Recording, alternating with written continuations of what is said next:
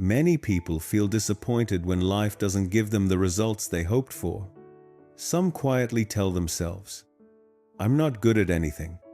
Others choose a path not because they love it, but because family, society, or invisible expectations push them in that direction. But there is a question very few people dare to ask themselves. If you don't listen to your inner voice, does success ever truly belong to you? Education is not just about exams or degrees.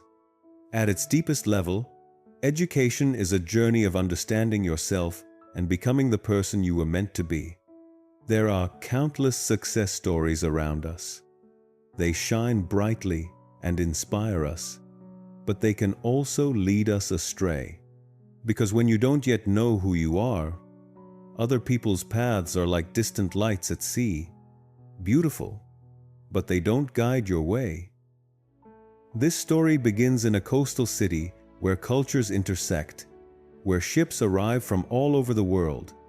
That is where a young man named Aiden lives. Aiden has just finished high school. While his friends are busy with college applications, scholarships, and career plans, Aiden feels empty. He has tried studying many things, technology, business, design, but none of them truly hold his attention. Aiden's family is not struggling. His father, Marco, owns a small but stable boat repair workshop at the harbor. He isn't wealthy in a flashy way, but he lives securely and with dignity. Aiden's problem isn't money. It's the feeling that he doesn't belong on any path. One morning, while father and son are repairing an old ship engine together, Aiden finally says what he has been holding inside for a long time. He doesn't know what he's good at. He doesn't know where to go next. Marco doesn't scold him. He doesn't rush to give advice. He simply listens, then slowly writes 3 names on a piece of paper. "Go and meet them," he says. They come from different places and live very different lives. But each of them has found their own path. Or 4. Aiden asks about the nickname many people at the harbor use for his father, the man with the silver leg. Marco smiles. "You'll understand when you meet them. What matters is that you listen carefully." The first person Aiden visits is Rashid, an old diver who lives near the abandoned pier. Rashid owns very little, but everyone who works at sea knows his name. When Aiden introduces himself as Marco's son, Rashid looks at him for a long moment, then smiles gently. Aiden asks how he became so skilled. Rashid explains that he was once the worst student in his class. He couldn't sit still, didn't understand books, and was often seen as a failure.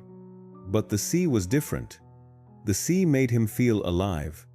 He dove again and again, made mistakes, got injured, and slowly learned to listen to the water, to his breathing, and to his own limits.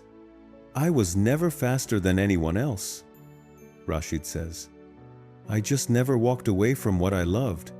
Aiden leaves with a new thought. Maybe success doesn't come from being talented at the start, but from staying long enough. The second person is Sophia, the owner of a small restaurant in a multicultural neighborhood. The place isn't fancy, but it's always full. Sophia laughs when Aiden asks about her journey. She never fit into school. She wasn't good at theory. She didn't match any standard mold. But she loved flavors dishes from many cultures she tasted when she was young. She cooked because she remembered. She cooked to share.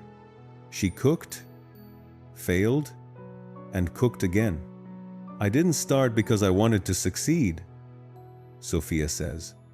"I started because I wanted others to feel at home."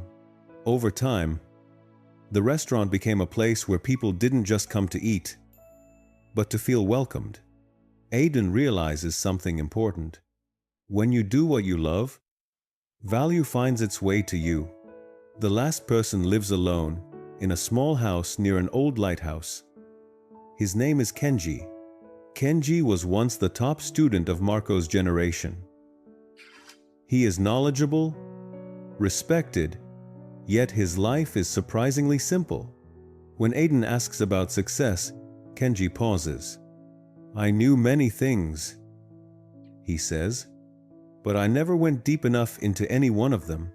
Kenji explains that he was always afraid of choosing wrong, so he never chose one path fully. Meanwhile, Marco, who once ranked last in class, chose the C, chose manual work, and followed it without hesitation. Then Kenji adds, "Your father's silver leg came from an accident, but it was after that accident that he decided to live fully with what he loved." On his way home, Aiden sees the city he has always known with new eyes. He realizes that since childhood, he has loved machines, the sound of engines, the act of repairing things, understanding how systems work. He just never believed that this love was worthy of becoming a future. Aiden returns to the workshop and tells his father that he wants to study maritime engineering more deeply. Not for anyone else, not to prove anything, simply because it feels right. Marco smiles the smile of someone who has been waiting a long time to hear those words. The lesson of this story is simple. Your path does not lie in other people's expectations. It does not live in rankings or flashy success stories. It lives within you. And when you dare to listen to yourself and stay long enough with what you love, you don't just find a direction. You become who you truly are. If this story inspired you, don't forget to subscribe and turn on the notification bell to hear more meaningful stories. See you in the next video.